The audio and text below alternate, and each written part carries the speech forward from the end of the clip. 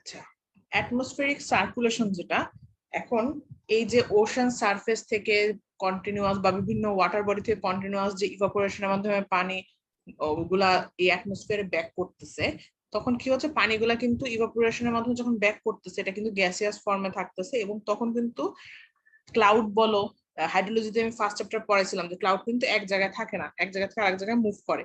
তারপরে বাতাসের সাহায্যে এক জায়গা থেকে আরেক জায়গায় বাতাস মুভ করতেছে, টেম্পারেচারটা এক জায়গা থেকে আরেক জায়গায় হালকা ঘনত্ব থেকে বেশি ঘনত্বের দিকে, বা যেখানে দেখো যে টেম্পারেচার গরম যখন খুব বেশি পড়ে তখন পরক্ষণেই দেখা যায় 2-1 দিনের মধ্যে তখন নিম্নচাপ শুরু হয়। কেন এটা শুরু হয়?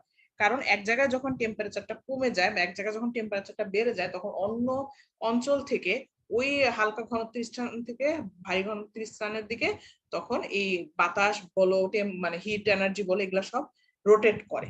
তো এই কনসেপ্টের উপরই আসলে অ্যাটমসফেরিক সার্কুলেশনের দুইটা টাইপস দেখানো হয়েছে, একটা হলো হেডলি সার্কুলেশন আর একটা হলো জেনারেল অ্যাটমসফেরিক সার্কুলেশন।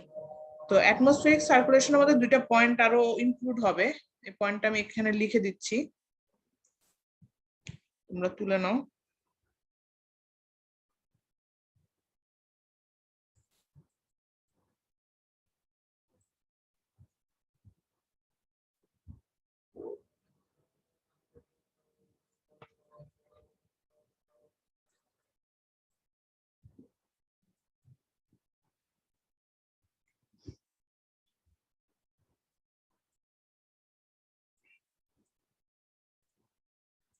যদি অ্যাটমসফেরিক সার্কুলেশন নিয়ে শর্ট নোট আসে যে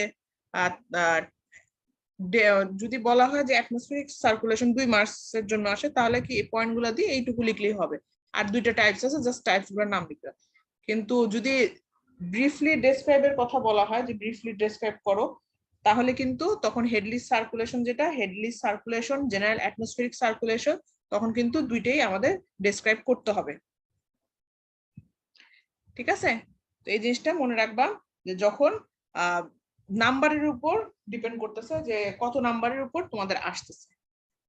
আচ্ছা, এরপর আসি heat imbalance between equator and pole earth's rotation, যেটা বললাম একটু আগেই যে এক জায়গা থেকে আরেক জায়গায় যখন এই টেম্পারেচার বা এয়ার উইন্ড যেটাকে বলি না কেন, এটা যখন মুভ করতেছে তখন এই অ্যাটমসফেরিক সার্কুলেশনটা হচ্ছে। এখানে আর আই গতদিন দেখাইছিলাম, আর আই আর এই দুইটা ভ্যালু, ইকুয়েটরে কত, পোলে কত, এই দুইটা ভ্যালু এখানে দেওয়া আছে, এই দুইটা ভ্যালু মুখস্থ করো। আর atmospheric function as vast heat engine to transfer energy from equator to pole, pole থেকে ইকুয়েটরে এই এনার্জি গুলা ট্রান্সফার হয়। পোল কি জিনিস, ইকুয়েটর কি জিনিস, এই নামগুলো তো শুনছি আমরা, তাই না? জি মিস। আচ্ছা, এখন একটা ফিগার আমি দেখাচ্ছি, এই ফিগারটাও যদি অ্যাটমসফেরিক সার্কুলেশন শর্ট নোট লিখতে হয়, এই ফিগারটাও তোমরা অ্যাড করতে পারবা।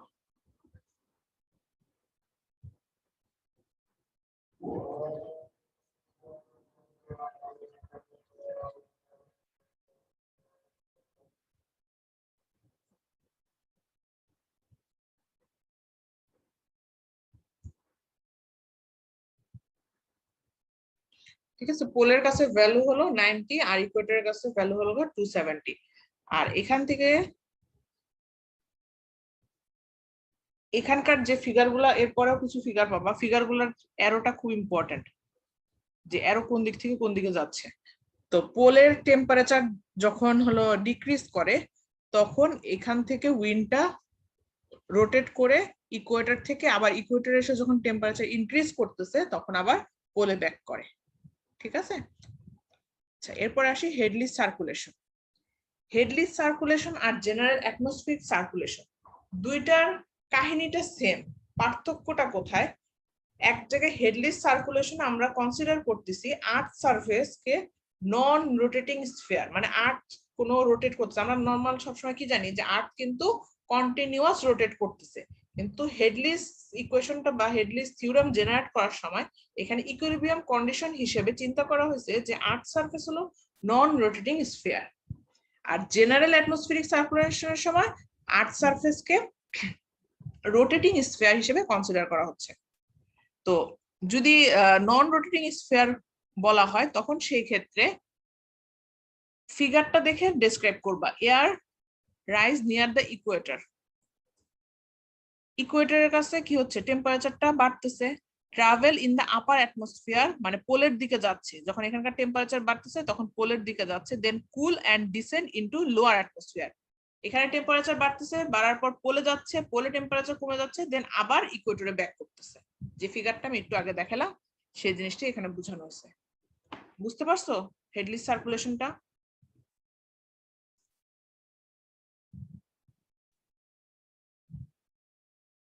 হ্যালো, জি মিস। আচ্ছা এরপর আসি general atmospheric circulation. General atmospheric সার্কুলেশনকে এখানে আর্থ সারফেসকে রোটেটিং স্ফিয়ার হিসেবে কনসিডার করা হয়েছে। আচ্ছা এখানে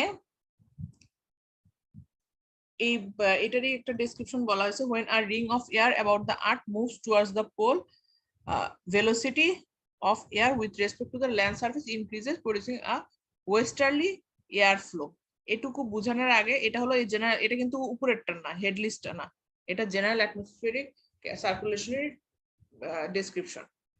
আচ্ছা এখানে যেটা বলা হচ্ছে যে এখন আমরা আর্থ সারফেসকে রোটেটিং স্ফিয়ার কনসিডার করতেছি। আর্থ সারফেসকে রোটেটিং স্ফিয়ার যখন মানে চিন্তা করব, তখন এখানে তিনটা জোন তৈরি হয়ে যাবে, একটা ইস্টার্লি জোন, একটা ওয়েস্টার্লি, একটা ট্রপিক্যাল সেল। ঠিক আছে, তিনটা জোন। আর এই দুইটার আরেকটা করে নাম আছে মিডল সেল, পোলার সেল।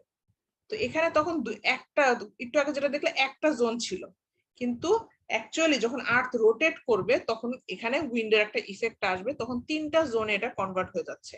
30 ডিগ্রি 60 ডিগ্রিতে এটা ডিভাইড হয়েছে। ঠিক আছে, তো পোলার সেলে যেটা হচ্ছে, যেটা বলছিলাম যে অ্যারোগুলো কিন্তু এখানে ইম্পর্টেন্ট। তো যখন উইন্ড রোটেট করতেছে, সরি আর্থ রোটেট করতেছে, তখন এখানে বাতাসের একটা বাধা পাবে না। রোটেট করতেছে, বাতাস তার নিজস্ব গতিতে চলতেছে, তখন একটা বাধা আসে।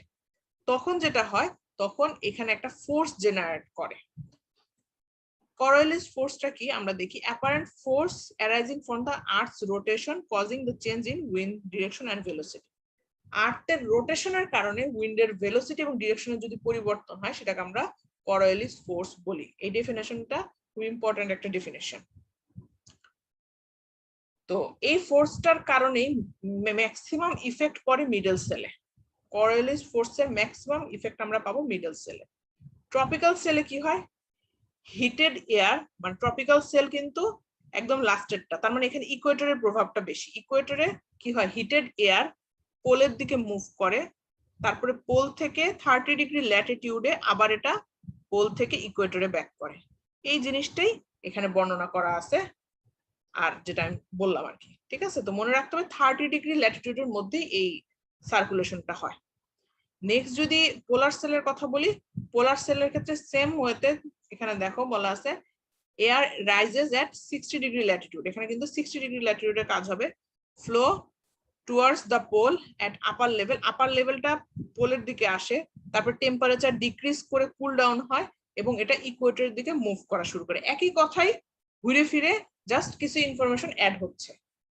মিডল সেলে পার্থক্য যেটা বলছিলাম, যে মিডল সেলে যেটা হচ্ছে, দুইটা সেল কিন্তু দেখো এখানে খেয়াল করছো কিনা, দুইটা সেলের ডিরেকশন একই দিকে, মিডল সেলটা খেলে অন্যদিকে। তাহলে দুইটা সেল যখন একই দিকে রোটেট করতেছে, তাহলে কি মাঝখানেরটার মধ্যে প্রেসার দিচ্ছে, মাঝখানে এই Coriolis ফোর্সের ইফেক্টটা সবচেয়ে বেশি। বুঝতে পারছো এই অ্যাটমসফিয়ারিক সার্কুলেশনটা?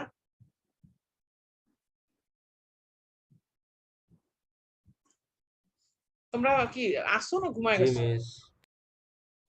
আচ্ছা, ইকুয়েটর থেকে পোলে যদি মুভ করে, যেখানে থেকে ইস্টার্লিস ওয়েস্টার্লিস, ইকুয়েটর থেকে পোলে যদি মুভ করে, সেটাকে আমরা বলবো ওয়েস্টার্লিস উইন্ড। ওয়েস্টার্লি ইকুয়েটর থেকে পোলের দিকে মুভ করলে, আর পোল থেকে ইকুয়েটরে মুভ করলে সেটাকে বলা হয় ইস্টার্লিস উইন্ড। এই যে এক্সট্রা অনেক ইনফরমেশন গুলো দিচ্ছি, এই জিনিসগুলো কিন্তু লিখে রাখো, এখানে কিন্তু লিখা নেই, এগুলা ডেসক্রাইব করার সময় অ্যাড করবা। আচ্ছা এরপর আসি সাইক্লোন। এই সাইক্লোন, এক্সট্রা ট্রপিক্যাল সাইক্লোন, এই টপিকটা এখানেও আছে, প্রিসিপিটেশন চ্যাপ্টারেও আছে। তোমরা যেখান থেকেই লিখো না কেন আমার কোনো আপত্তি নাই। প্রিসিপিটেশন চ্যাপ্টার আর একটু ইলাবোরেট ওয়েতে আছে, বাট ওখানে ফিগার নাই, আর এইটাতে ফিগার আছে এবং ডেসক্রিপশনটা কিছু শর্ট করে দেওয়া আছে। তো যেখানে অবশ্যই মনে রাখবা ফিগার কিন্তু ফিগার যদি অ্যাড করো একটা কোশ্চেনের অ্যান্সার ওটা কিন্তু এনরিচ হয়।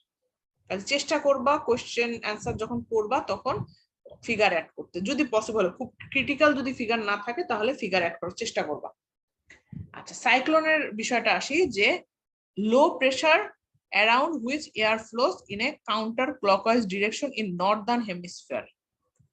কাউন্টার ক্লকওয়াইজ ডিরেকশনে এয়ার ফ্লো করে নর্দার্ন হেমিস্ফিয়ারে, আর ক্লকওয়াইজ রোটেট করে সাউদার্ন হেমিস্ফিয়ারে। এবং পরীক্ষার সময় তোমরা এই জিনিসটি উল্টা করবা, নর্দার্ন হেমিস্ফিয়ারে কাউন্টার ক্লকওয়াইজ, সাউদার্ন হেমিস্ফিয়ারে ক্লকওয়াইজ, দুইটা অপোজিট ডিরেকশনে হচ্ছে, তখন মাঝখানে কিন্তু লো প্রেসার জেনারেট হয়, যেটার কারণে সাইক্লোন হয়।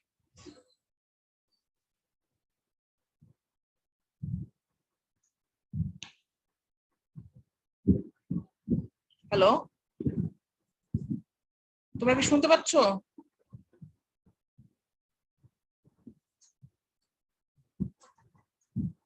হ্যালো,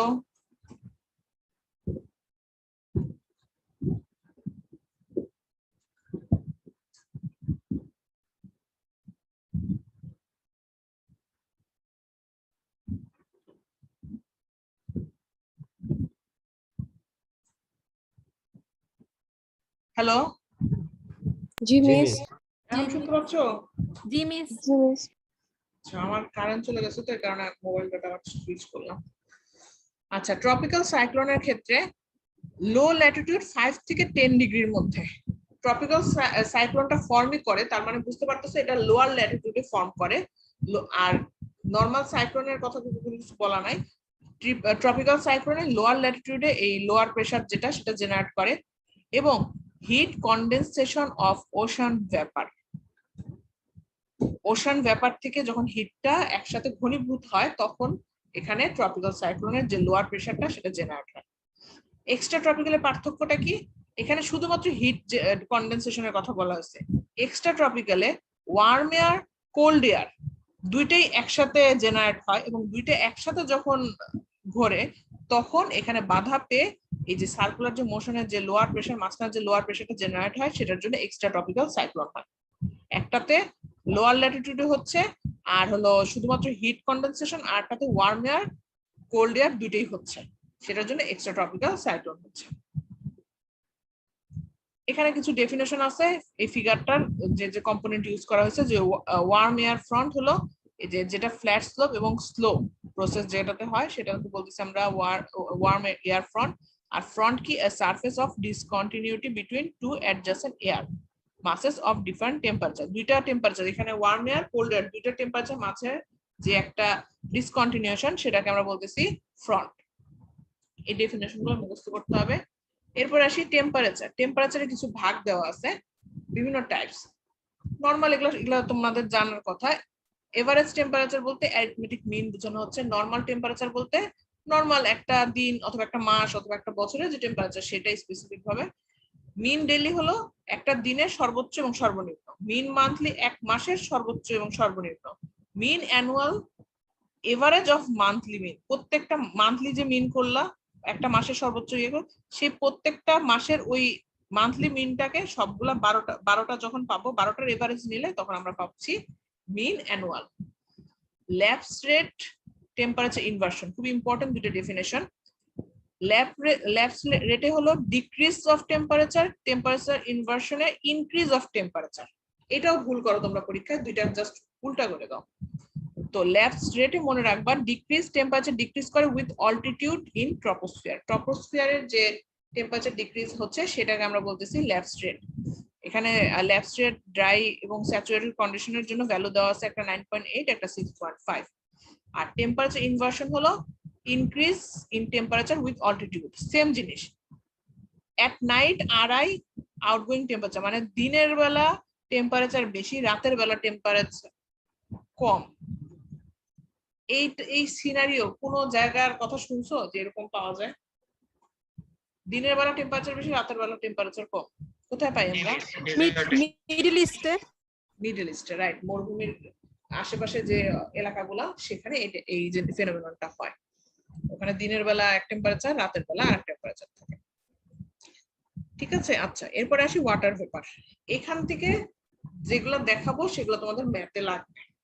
মানে এই চ্যাপ্টারে কিছু ছোট ছোট পিচ্ছি পিচ্ছি ম্যাথ আছে, বাট ইম্পর্টেন্ট, আসে পরীক্ষায়, আসে না যে তা না, বাট ম্যাথ গুলো সোজা। স্পেসিফিক হিউমিডিটি এগুলা বাচ্চাকালে পড়ে আসছো। Mass of water vapour per unit mass of moisture, এগুলা নতুন করে বোঝানোর কিছু নাই। কিউভি এর একটা ফর্মুলা আছে, কিউভি হলো স্পেসিফিক হিউমিডিটি, কোনটার কি নাম সেটা মনে রাখতে হবে। Rho v density of water vapour, rho a density of moist air. P equal to, sorry, rho equal to, so P equal to R, rho A R A T। এখানে আর এর value gas constant, moisture এর জন্য, আর টি এর value dry air এর জন্য, এটা fixed, এই ভ্যালুটা মুখস্থ রাখবা। এই ফর্মুলা একটু পরে আমি যাচ্ছি। রো এর এখানে আরেকটা ফর্মুলা আছে, মেইনলি এই ফর্মুলাটা লাগে না, লাগে এই ফর্মুলাটাই, rho a equal to P divide by R a T. যদি পি বের করতে দেয় তাহলে জাস্ট আর সাইড চেঞ্জ করলেই হয়। তারপরে ই এর ভ্যালু দেওয়া আছে, সরি, এর ফর্মুলা দেওয়া আছে রো বি আর বি টি। ই হলো ভেপার প্রেসার, আর বি কি গ্যাস কনস্ট্যান্ট, এটারও ফর্মুলা দেওয়া আছে। রিলেটিভ হিউমিডিটি আর এইচ, ই এস হলো স্যাচুরেটেড ভেপার প্রেসার, এটার ফর্মুলা 611 এক্সপোনেনশিয়াল 17.23। টি, টি হলো একটু আগে যেটা দেখলাম নরমাল টেম্পারেচার। এখানে নতুন একটা জিনিস যেটা শিখবা সেটা হলো টিডি, ডিউ পয়েন্ট টেম্পারেচার। দিনের একটা সময় বা টেম্পারেচার যখন ধরো যে মানে দিনের একটা সময় যখন এই এয়ারটা স্যাচুরেটেড হচ্ছে, ফার্স্ট যে টেম্পারেচারে স্যাচুরেটেড হচ্ছে সেই টেম্পারেচারটাকে আমরা বলতেছি ডিউ পয়েন্ট টেম্পারেচার। মানে সারাদিনের একটা সময় তো স্যাচুরেটেড কন্ডিশনে থাকে এয়ারটা, ধরো যে বৃষ্টি পড়ছে, বৃষ্টি পড়ার পরের যে কিছুক্ষণ টাইম সেটা দেখা যায় স্যাচুরেটেড অবস্থায় থাকে। তো প্রথম যে টেম্পারেচারটার জন্য এই স্যাচুরেশনটা স্টার্ট হয় সেটাকে আমরা বলতেছি ডিউ পয়েন্ট টেম্পারেচার। এবং এটাকে মেজার করা হয় সাইক্রোনোমিটার দিয়ে অথবা হাইগ্রোমিটার দিয়ে। ডিউ পয়েন্ট টেম্পারেচারটা আরেক ডিউ পয়েন্ট টেম্পারেচার হলো দিনের ধরো যে 24 আওয়ারের মধ্যে টেম্পারেচার, এয়ারটা তো স্যাচুরেটেড কন্ডিশনে যাবে, বলে না বাতাসের আর্দ্রতা আজকে এত, তো এই টেম্পারেচারটা প্রথম মানে স্যাচুরেটেড কন্ডিশন, ড্রাই এয়ার কন্ডিশনে থাকে, স্যাচুরেটেড কন্ডিশনে থাকে, আর ময়েস্ট কন্ডিশন কোনো যখন বৃষ্টি হচ্ছে আর কি তখন। তো দিনের যে তাপমাত্রায় প্রথম স্যাচুরেটেড কন্ডিশনে যাবে, মানে জাস্ট স্যাচুরেটেড হইছে, ওই টেম্পারেচারটাকে আমরা বলবো ডিউ পয়েন্ট টেম্পারেচার। মানে বাতাসটা জাস্ট স্যাচুরেটেড হইছে, এখনো ময়েস্ট কন্ডিশন বা ওরকম কোনো সিচুয়েশনে যায় নাই, সেই সময়টার কথা। এরপর উইন্ড স্পিড মেজার করা হয় অ্যানিমোমিটার দিয়ে, উইন্ড স্পিডটা আমরা মেজার করতে পারি। আচ্ছা, উইন্ড স্পিডের এখানে কিছু কথাবার্তা আছে।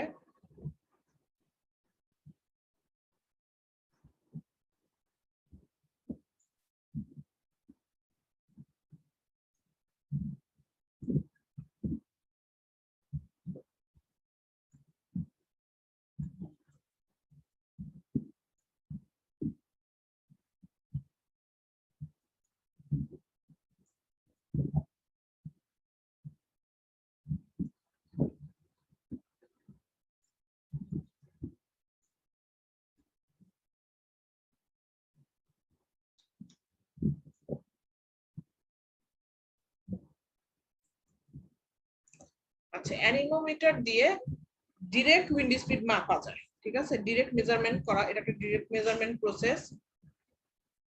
স্পিড মেজার করা হয় এবং কতটুকু হাইট থেকে স্পিডটা মাপবো, তো এটা স্ট্যান্ডার্ড হলো 2 মিটার, ঠিক আছে। তো এখানে দুইটা টাইপস এর উইন্ড স্পিড মেজারমেন্টের আমরা প্রোফাইল পাই। একটা হলো লগারিদমিক ভেলোসিটি প্রোফাইল, আর একটা হলো পাওয়ার ল প্রোফাইল। শর্ট নোট আসলে এখান থেকে এই জিনিসগুলো দিতে হবে। ম্যাথ করতে আমাদের পাওয়ার ল প্রোফাইলটা লাগে, বাট লগারিদমিক প্রোফাইলটা আমরা ইউজ করি না খুব একটা। লগারিদমিক প্রোফাইলটা ইউজ করি আমরা ওপেন চ্যানেল ফ্লো অথবা ফ্লুইড মেকানিক্স এর জন্য।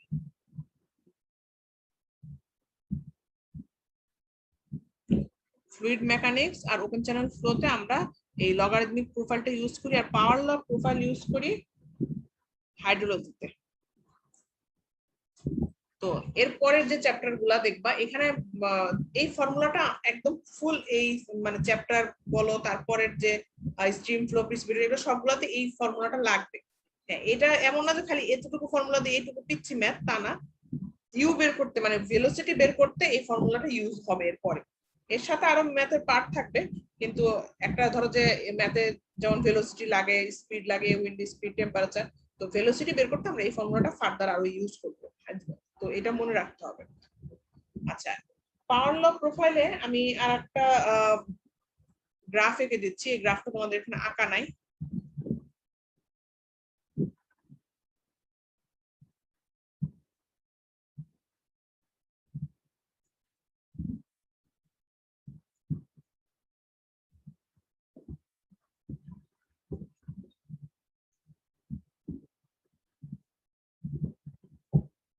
এদিকে এলিভেশন, এদিকে উইন্ড স্পিড। যদি শর্ট নোট আসে লগারিদমিক প্রোফাইল আর পাওয়ার ল প্রোফাইলের, তাহলে এটার তো ডেসক্রিপশন ছোট করে আছে, পাওয়ার ল প্রোফাইলের এই ফর্মুলাটা দিবা আর এই গ্রাফটা আঁকবা, তাহলে হবে।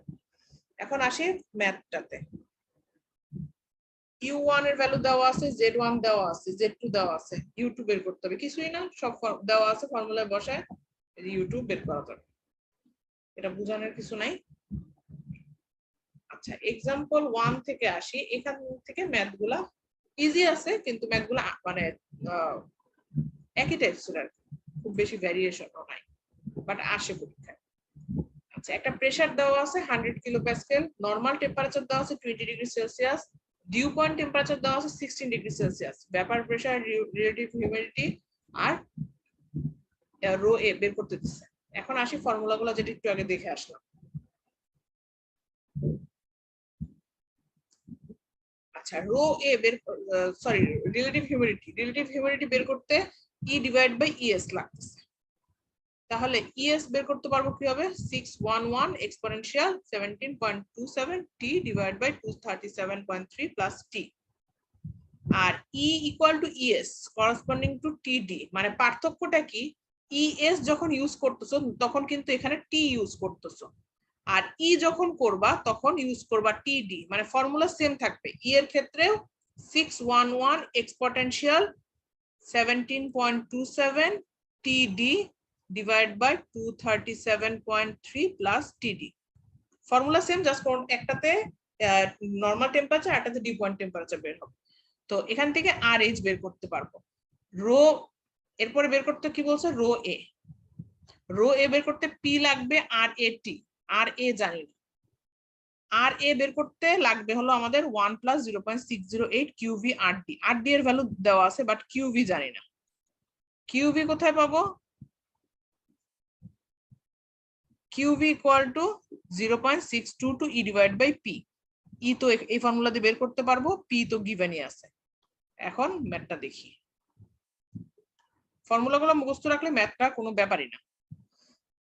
যেটা বললাম, প্রথমে ইএস বের করছি, ই বের করছি, এখান থেকে আর এইচ বের হয়েছে, তারপরে কিউভি বের করছি, আর এ বের করছি, আর এখানে যে টিটা আছে রো এ ফর্মুলা টি, সেটা অবশ্যই কেলভিনে কনভার্ট করে নিতে হবে, এটা মনে রাখো। বাকি সব জায়গায় টেম্পারেচার নরমাল যেটা আছে সেটাই বসানো যাবে, কিন্তু রো এ তে যে টেম্পারেচারটা বসবে সেটা কেলভিনে বসবে, এখান থেকে রো এর ভ্যালু পাবো।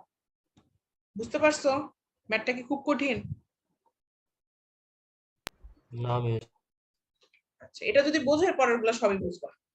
এখানে সেম জিনিস, পি এর ভ্যালু দেওয়া আছে, টি দেওয়া আছে, টিডি দেওয়া আছে, ই বের করতে পারবো আমরা এই যে ফর্মুলা দিয়ে।